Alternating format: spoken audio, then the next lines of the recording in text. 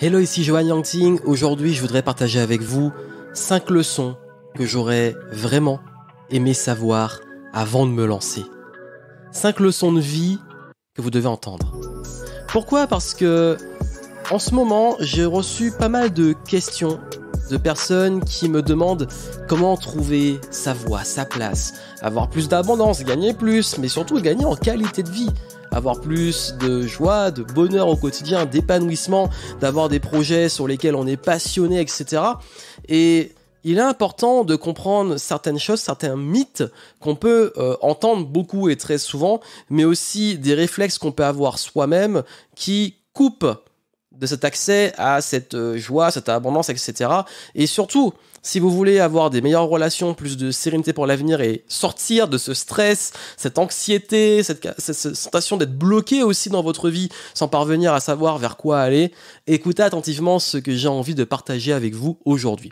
Ces leçons-là, j'aurais aimé les avoir plus tôt et là, vous en faites profiter et ces leçons-là, j'espère, pourront vous donner de la clarté pour la suite, vous aider à trouver ce flow, cette voie qui vous convient et surtout à gagner en énergie et en good vibe, j'ai envie de dire, au quotidien.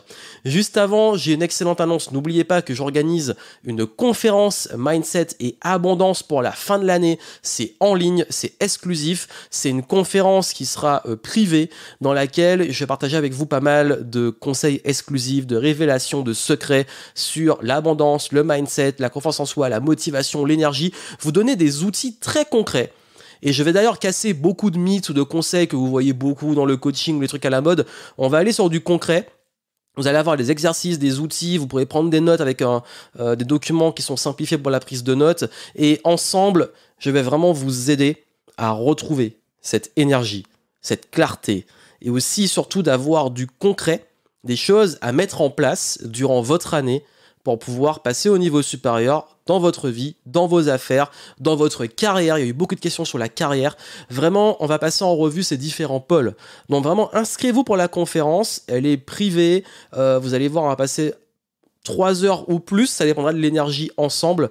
Et durant ce moment, je vais vraiment vous transmettre un maximum d'expériences, d'outils, de concrets pour vous aider dans cette introspection, mais aussi cette capacité, vous, à développer une attitude, une énergie, une motivation et surtout, ça va impacter votre carrière, vos résultats, vos finances, vos relations. Et c'est des sujets que j'ai pas beaucoup traités, on va dire, de cette façon-là. Et là, j'ai prévu quelque chose de vraiment différent. Donc vraiment, c'est une conférence. Comme j'ai dit, c'est en ligne, vous suivez depuis chez vous. Et surtout, vous aurez accès au replay. Tous les inscrits auront accès au replay. Vous aurez accès à des bonus. Et ça permettra de pouvoir vous aider à faire une belle transition vers 2022. Donc, j'ai mis ça en place vraiment avant qu'on fasse la transition. Parce que je sais qu'en ce moment, l'ambiance est particulière et que vous en avez besoin. Vous l'avez demandé. Donc, je l'ai mis en place. Allez voir dans les notes du podcast en descriptif le lien pour vous inscrire. Prenez votre place et profitez des conseils le jour J.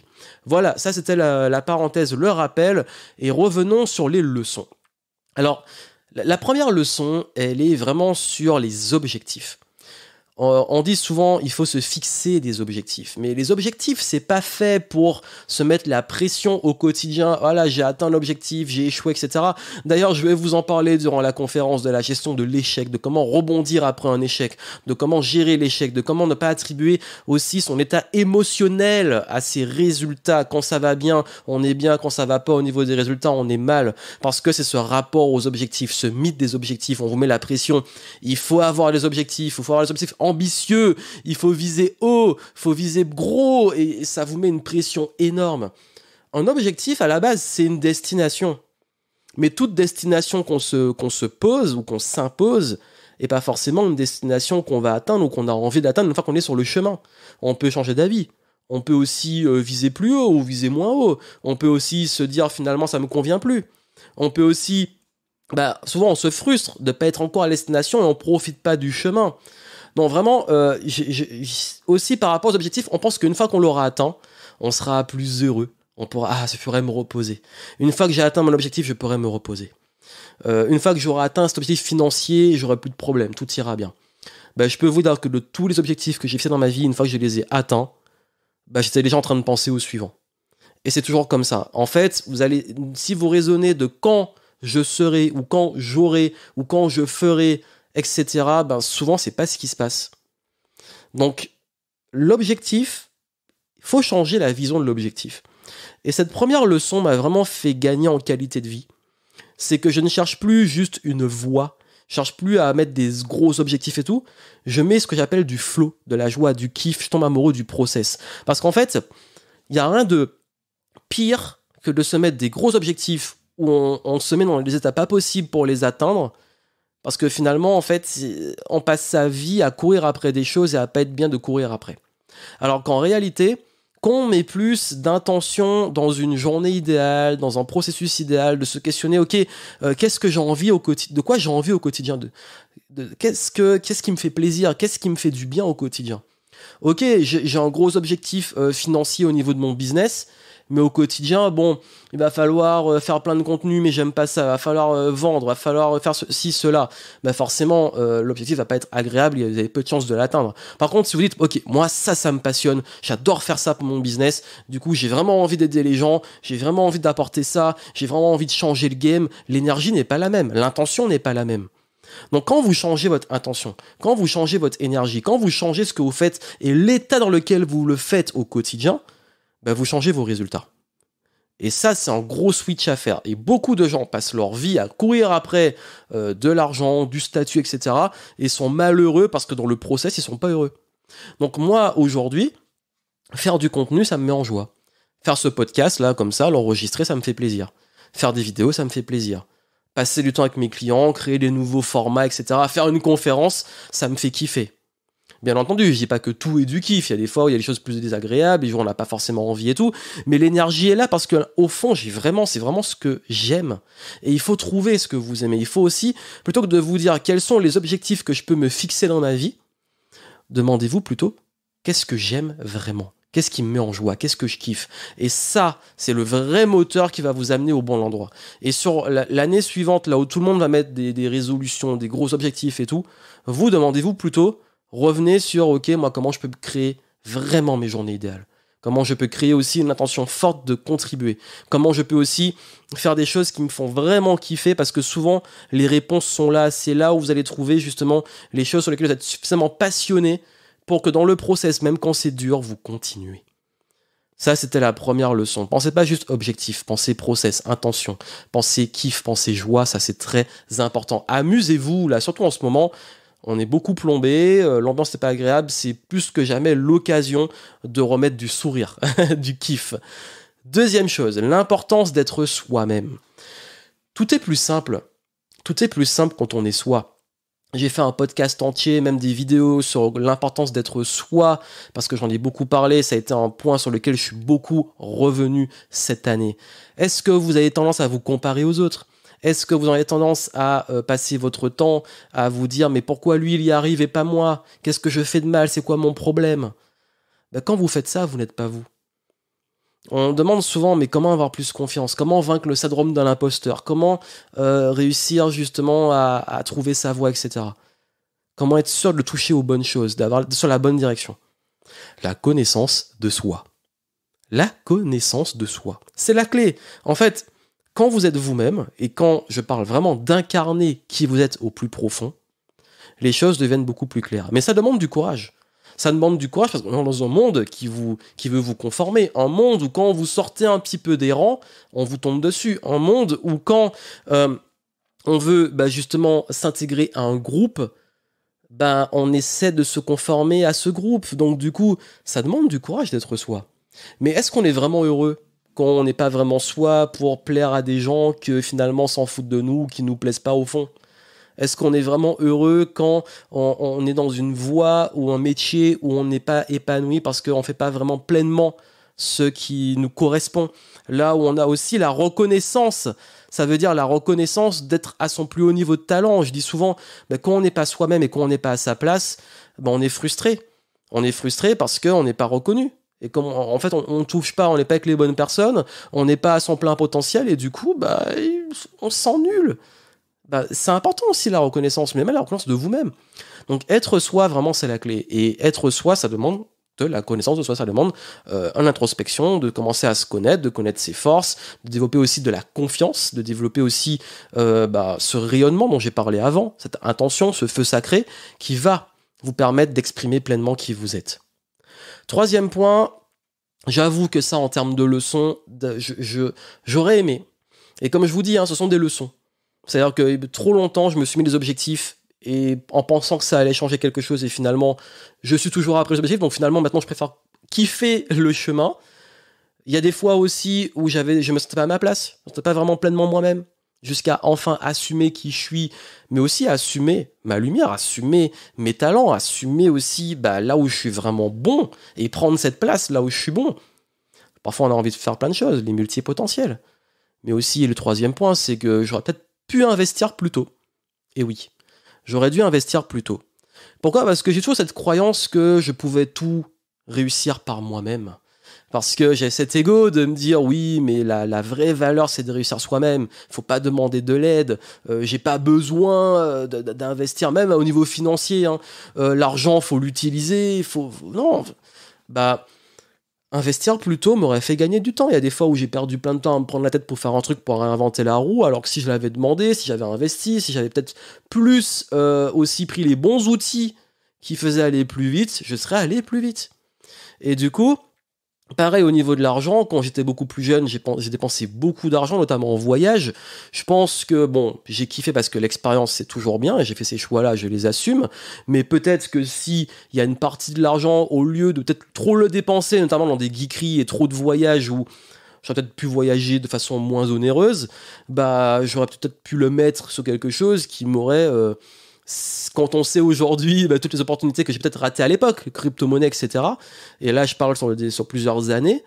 Oui, peut-être que ça aurait fructifié plus. Parce qu'il y a un moment où j'ai eu ces opportunités, alors on en a parlé, et j'ai dit, non, moi ça m'intéresse pas, de toute façon, je gagne bien ma vie, de toute façon l'argent il rentre, pourquoi investir ? Et j'ai eu tort. J'ai eu tort et je l'ai appris parce qu'au bout d'un moment, on se rend compte que oui, j'avais des opportunités, je les ai ratées, ça arrive.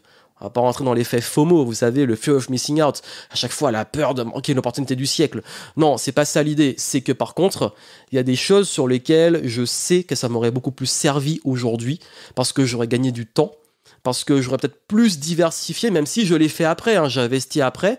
Mais ces années-là m'auraient peut-être diversifié plus tôt, m'auraient fait gagner du temps, m'aurait permis aussi peut-être d'apprendre des choses qui m'auraient servi plus tôt, que j'ai dû apprendre plus tard.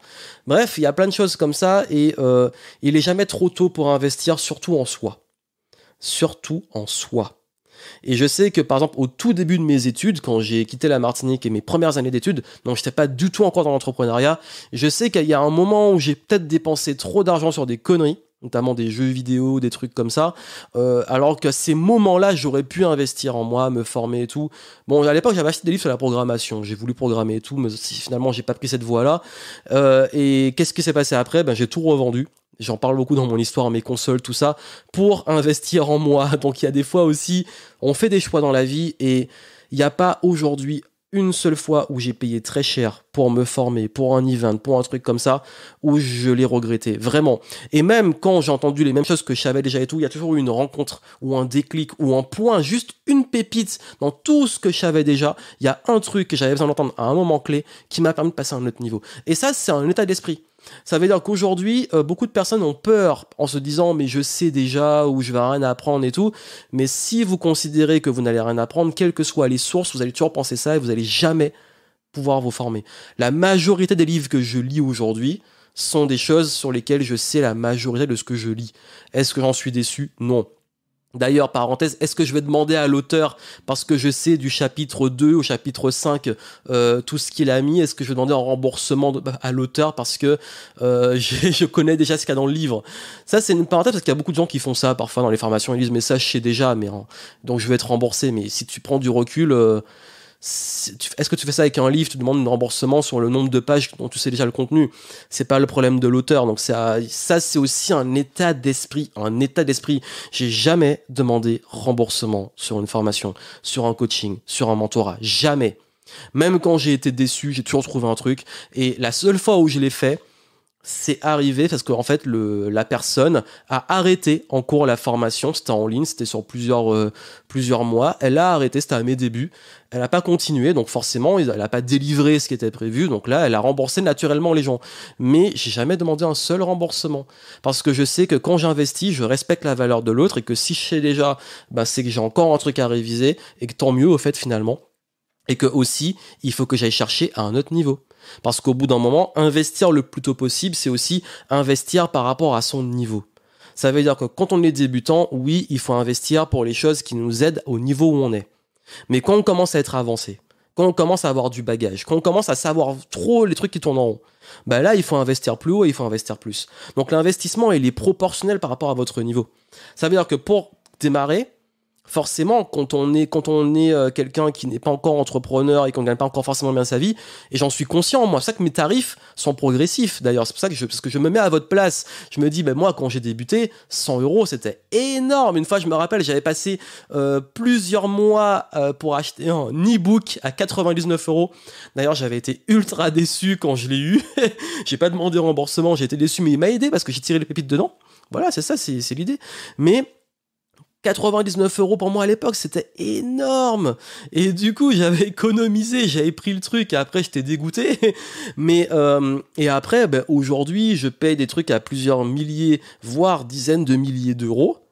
Mais c'est proportionnel. Ça veut dire que des fois, j'investis dans des trucs qui, à mon niveau, piquent, où je réfléchis, je me dis, bon là, faut pas se tromper. Mais je sais que quelqu'un qui a pas beaucoup de moyens, lui, ne pas se tromper, ça peut se jouer sur des dizaines, des centaines d'euros. Moi, pas me tromper, c'est sur des milliers, des dizaines de milliers d'euros. Donc finalement, tout est proportionnel. L'investissement est proportionnel. Quelqu'un qui gagne des millions, quand il investit des centaines de milliers d'euros, c'est pour quelqu'un, ça peut paraître stratosphérique, mais pour lui, par rapport à son échelle, ça peut être beaucoup, comme ça peut ne pas être beaucoup. Comme quelqu'un, pour lui, 1, 2 euros, c'est pas beaucoup. Donc, en fait, vous allez toujours devoir investir. Et cet investissement va grandir plus vous allez croître. Quand votre business va croître, vous allez devoir investir plus. Et ne tardez pas à le faire. Parce que par exemple, moi, mes plus gros regrets quand je parle d'investir plus tôt, j'ai parlé de ça à l'époque quand j'étais étudiant et tout, et quand j'ai débuté le business, mais ne pas avoir aussi délégué plus tôt, ne pas avoir aussi pris les bons outils plus tôt, ne pas avoir aussi, pas m'être planté, même sur des recrutements plus tôt, parce que ça coûte cher ça aussi. Mais pourquoi ? Parce qu'en fait, plus on investit tôt et à échelle proportionnelle, plus le business se développe et souvent on peut rester bloqué même à des gros niveaux. J'ai beaucoup de clients qui gagnent plusieurs centaines de milliers d'euros dans leur business mais qui sont coincés parce qu'ils n'osent pas investir plus, parce qu'ils ont tellement été habitués à ce que leur mensualité de ce qui sortent soit à un niveau que maintenant, quand ça augmente, ils ont peur. Mais je leur explique que ça augmente, mais ton chiffre d'affaires augmente aussi. Donc, il faut les deux. Comme s'empêcher aussi de bien vivre, bien gagner sa vie et continuer à aller dans des hôtels pourris, le truc comme ça, qu'on va en déplacement. Donc, adaptez vos investissements à où vous en êtes, mais osez investir. Ça vous fait gagner beaucoup de temps et surtout, ça rapporte. Et le meilleur investissement du monde, comme j'ai dit, c'est en vous. Vous êtes votre meilleur actif du monde. Votre santé, vos compétences, votre état, votre mindset. Investissez en vous le plus vite possible. Vous l'entendez beaucoup, mais je le répète parce que même moi, aujourd'hui, j'investis à mort sur moi. Donc quand je donne un conseil, c'est pas vous dire « oui, mais investissez le plus tôt possible parce que moi, je vends des formations et des coachings, donc si je vous dis ça, vous allez acheter... » Non, mais c'est pas le but. C'est que je veux aussi montrer l'exemple. Donc bien entendu, si vous pouvez acheter ce que je propose, tant mieux, et je m'en cache pas, je vous le vends. Mais quand je donne toujours, même à mes clients, d'autres livres, je recommande d'autres formations de partenaires que j'estime qui sont bien. Pourquoi ? Parce que je sais que moi-même, dans une dynamique comme ça, je continue à investir en moi pour délivrer encore mieux à mes clients et monter en valeur. Bref, vous avez compris. Pareil, là, je parlais de valeurs. Là, on va parler des valeurs. Vos valeurs, ce sont vos meilleurs filtres. Si aujourd'hui, vous êtes perdu, vous êtes un peu peut-être déboussolé par rapport à ce qui se passe, par rapport à justement ça impacte vos valeurs, parce que vous vous dites mais dans quel monde on vit, comme on dit. Si aujourd'hui vous vous dites ok mais moi j'ai vraiment envie de faire un business ou prendre une voie où ça respecte mes valeurs, les choses qui sont sacrées pour moi, il faut prendre ça en compte. Et quand on me demande mais comment choisir les bons projets, les bonnes personnes, prendre une bonne décision, tes valeurs. Vos valeurs, c'est votre radar. Si vous ne les respectez pas, vous allez le payer. Vous allez le payer au fond de vous, vous serez pas mal, vous allez mal dormir le soir. Vous allez aussi vous retrouver avec des gens qui sont pas alignés avec vos valeurs. Par exemple, l'exemple typique que je demande, demande tout ça, à chaque fois. Hein. Tous mes clients, je leur demande à tous exactement ça. Est-ce que tu aimes tes clients ? Je demande ça à mes clients. À un moment, quand ils me disent, mais moi, je suis pas bien là et tout, je leur demande, mais est-ce que tu aimes tes clients ? Et beaucoup me disent, ben non. Je demande pourquoi. En fait, ils me respectent pas. Au niveau des valeurs, ça matche pas. Ben voilà. Je vous parle de mon exemple. Le meilleur filtre du monde sur la clientèle. Je pense que si vous me suivez un peu, peut-être que vous me découvrez, je sais pas, mais si vous me suivez un peu, vous voyez que j'ai un discours qui a un angle particulier par rapport à mes valeurs à moi. Mais est-ce que vous voyez dans ce que je fais des moments où je parle de devenir millionnaire, de gagner plein d'argent et argent. Je parle d'argent, mais derrière l'argent, je mets du sens. Tout à l'heure, je parlais d'investissement. Donc quand je parle d'enrichissement, je parle de pourquoi on le fait. Mais si je parlais que d'argent, de bling-bling, etc., et que je montrais que du lifestyle, et je pourrais en montrer plus, d'ailleurs à une époque je montrais plus parce que c'était un peu mon délire, mais qui j'attirais à ce moment-là ? Et qui j'attirerais si je parlais que de ça ? Des gens qui sont là que par appât du gain, des gens cupides, et je dis pas que tous les gens qui sont attirés par l'argent sont comme ça, mais c'est ce qui se passe. J'ai eu cette clientèle, parce que c'était ma responsabilité. Donc je sais ce que ça fait que d'attirer les clients avec qui on n'a pas envie de bosser. Des gens qui pensent qu'au résultat, j'en ai parlé avant, qui pensent qu'à la thune, qui sont prêts à tout, à vendre leur mère, leur sœur, leur frère, tout juste pour l'argent, et qui n'en ont rien à foutre d'apporter de la valeur. Moi, ces gens-là, je les veux pas. Pareil, dans ma team, je veux des gens qui sont loyaux, des gens qui ont une éthique, pas des gens qui sont là juste pour gratter ou si ça matche pas en termes de valeur, c'est pas possible, on peut pas bosser ensemble. Donc les relations, les projets, les clients, tout doit se faire dans le cadre de vos valeurs. Ne faites pas dans le marketing, ne faites pas des choses en marketing et en vente qui sont pas alignées avec vos valeurs. Alors il y a une subtilité. Et là, je mets un warning. Il y a une subtilité, c'est que parfois on peut confondre ce qu'on peut considérer comme des valeurs peuvent aboutir à des croyances limitantes. Par exemple, se dire, moi, je suis pour la valeur générosité. Et du coup, comme je suis généreux, je donne tout gratuitement, je ne me vends pas parce que si je vends des choses, c'est cupide et du coup, c'est contre ma valeur de générosité. Ouais, mais en fait, t'as oublié d'être généreux envers toi. Donc tu donnes aux autres, mais toi, personne ne te donne rien. Et comme c'est gratuit, tu finis frustré parce que personne te rend. Au fond, comme la générosité est importante pour toi, tu veux aussi que les autres soient généreux, mais ils le sont pas parce qu'ils prennent juste ce que tu donnes gratuitement. Donc forcément, les gens qui parlent comme ça, souvent deviennent frustrés et disent moi je donne beaucoup, mais les gens ne donnent rien. Si t'es vraiment généreux, tu peux donner de l'argent à ton pire ennemi, tu peux...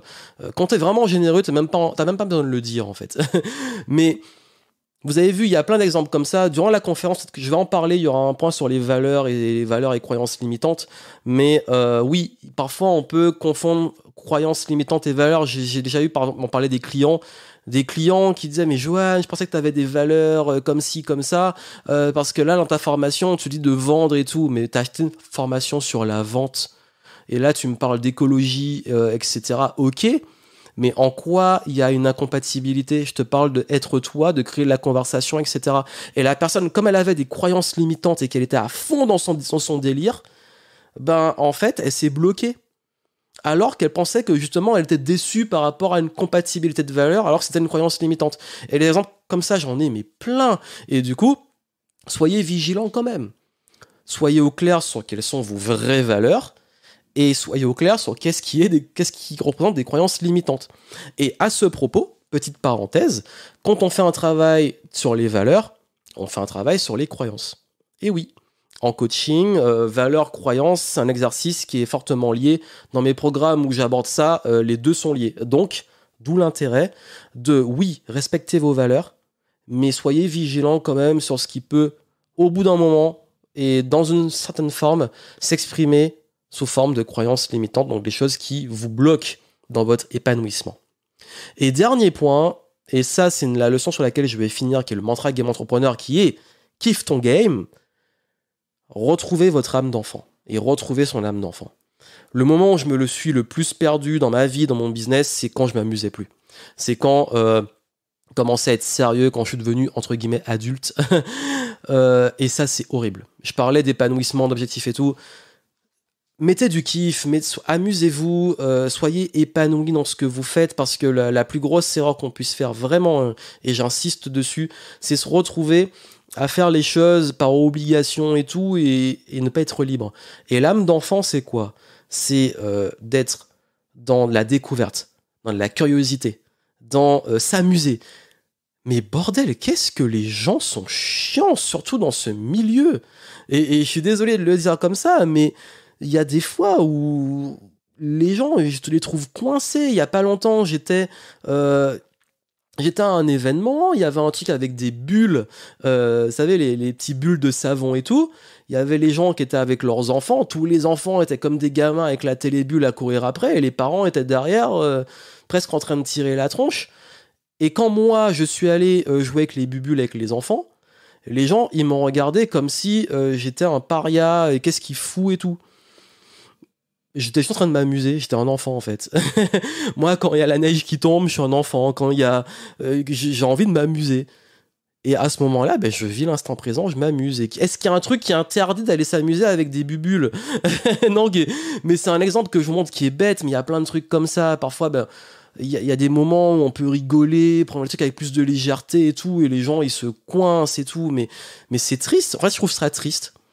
Et il n'y a rien de mieux que de pouvoir s'amuser. Et il n'y a rien de plus sérieux que s'amuser. Et d'ailleurs, c'est un des témoignages souvent que j'ai avec mes clients, et je suis content de l'avoir, c'est qu'ils disent que dans les événements et les trucs comme ça, c'est que on rigole, on s'amuse, et en même temps, on bosse et c'est sérieux. Et ça, c'est top. Et oui. Et comme je dis souvent, si aujourd'hui, pareil, vous avez perdu vous êtes perdu en chemin dans votre carrière, dans votre business. Là, en ce moment, vous n'êtes pas dans un bon mood, bah, vous avez peut-être perdu ça. Vous avez perdu ce kiff, cette âme d'enfance, et qui en plus, quand on la retrouve, on retrouve cette intuition. L'enfant, avant les 7 ans, l'enfant, comment il est? Il est curieux, il n'a pas de limite, il a des ambitions, il explore, il teste des trucs, il s'amuse. Bah ça, c'est important. Ça, on l'oublie. Donc, je pense que l'une des leçons que j'ai eues ces dernières années, c'est à quel point il est important de continuer de s'amuser et garder cette âme d'enfant, parce que c'est ça, à chaque fois que je redeviens trop sérieux, il y a un moment où ça se bloque un peu, et quand je retombe dans ce truc plus intuitif, plus passionné, amusement et tout, je me demande, mais qu'est-ce qu'on pourrait faire là, vraiment de kiff, un truc de dingue, comme un gamin, vraiment le gamin insouciant. Bah, qu'est-ce que je pourrais faire? Bah, généralement, c'est là que j'ai mes meilleures idées. Donc, c'est un partage. J'espère que ça aura résonné, que ça aura eu un impact pour vous qui écoutez ce podcast. Comme je vous ai dit, n'oubliez pas de vous inscrire pour cette conférence si vous aimez mes contenus, si vous aimez les podcasts et tout, les vidéos sur YouTube et compagnie. Vraiment, cette conférence va être extrêmement importante parce que là, je vais condenser ce que vous devez avoir. Ça sera, vous inquiétez pas, en 3 heures, ce sera, bon, on aura des pauses, il y aura l'interaction et tout, ça va être cool. C'est vraiment, je sais gérer le rythme de ce genre d'événement, vous inquiétez pas. Hein, si. Et en même temps, c'est pas trop long pour pas vous perdre, et en même temps, c'est assez condensé pour aller à l'essentiel. Comme j'ai dit, ce sera pas un format où je vais vous balancer plein de théories, d'études et tout, ce sera du concret. Ça veut dire que vous aurez un format un peu conférence qui va vous permettre de comprendre, d'avoir des exemples, de mettre du contexte et tout, et vous aurez des exercices, des outils, des routines, des protocoles que je vais vous donner qui vont vous servir pour le reste de votre vie, pour tout ce qui touche au mindset, tout ce qui touche à comment être dans une bonne énergie, être motivé, etc. Donc inscrivez-vous, investissez, faites-vous ce petit cadeau là pour les fêtes de fin d'année. Soyez présent pour la date. Si vraiment vous pouvez pas être présent pour la date, c'est pas grave, vous aurez accès au replay. Tous les inscrits ont accès au replay en illimité. Vous aurez un espace membre. Vous aurez d'ailleurs des petits bonus sur l'espace membre pour attendre et un petit peu après. Et ensuite, une fois qu'on aura eu cette conférence, il sera mis sur votre espace membre et vous y aurez accès en illimité, sans souci. Vous pourrez avoir vos fiches, vos exercices, les réutiliser. C'est cool. J'ai vraiment prévu un truc. C'est vraiment ma contribution de fin d'année. Mais je l'ai fait privé parce que je veux que ça soit avec des gens qui soient investis, qui ont investi, qui vont connaître la valeur de ce que je vais donner. Et vraiment, Au tarif auquel je l'ai mis, vraiment, je vous dis, c'est un cadeau. C'est un cadeau parce que quand vous allez voir ce que je vais vous donner, c'est du lourd et ça vous fera économiser beaucoup de temps et d'argent dans tous ces séminaires, ces trucs. Faites-en si vous voulez, mais là, vous aurez vraiment l'essence de ce qui fait la différence. Et là, vous aurez un condensé qui va vraiment vous aider. Et si vous aimez vos contenus, si vous aimez ces contenus que je propose, ce sera l'occasion d'avoir quelque chose de condensé, de concret, de pratique qui va vous servir sur un plan détaillé pour l'année. Donc les infos, comme j'ai dit, ce sera une conférence Mindset et Abondance. On va parler vraiment des points sur la carrière, sur les relations, sur l'argent. Ce sera ces différents pôles auront une cohérence. C'est-à-dire que je vais les connecter d'une façon que vous allez découvrir durant la conférence. Vous savez que j'aime bien faire ça, connecter, avoir une approche holistique des choses, et vous allez voir que ça va prendre forme et que vous allez pouvoir profiter de ces contenus à fond. J'ai préparé du lourd, je bosse encore dessus. Donc vraiment, inscrivez-vous pour cette conférence. On se retrouve en live. On se retrouve aussi durant les prochains podcasts. D'ailleurs, la conférence, si vous voulez en parler, inviter d'autres personnes, parlez-en. Et même pour le podcast, ça fait toujours plaisir quand vous laissez des petites reviews, des petits retours. Ça permet de le faire connaître et surtout de continuer à diffuser ce message avec un maximum de personnes. Et comme vous le savez, mon approche, c'est de vous donner du vrai, de vous donner de l'expérience, de vous donner aussi des perspectives différentes et de vous permettre, vous, de vous émanciper, de réfléchir, de la pensée dans ce monde qui veut absolument nous empêcher de penser, de réfléchir, de nous distraire. Vous êtes toujours là à pouvoir profiter de ces conseils et ça me fait vraiment plaisir de contribuer dans ce sens. Donc voilà, donc c'était mon partage. N'oubliez pas, inscrivez-vous pour la conférence, continuez à suivre les contenus en ligne et moi je vous souhaite une excellente fin d'année. Il y a du lourd qui arrive là, vous allez avoir les petites surprises et sur ce, moi je vous souhaite plein de succès et je vous dis à très bientôt.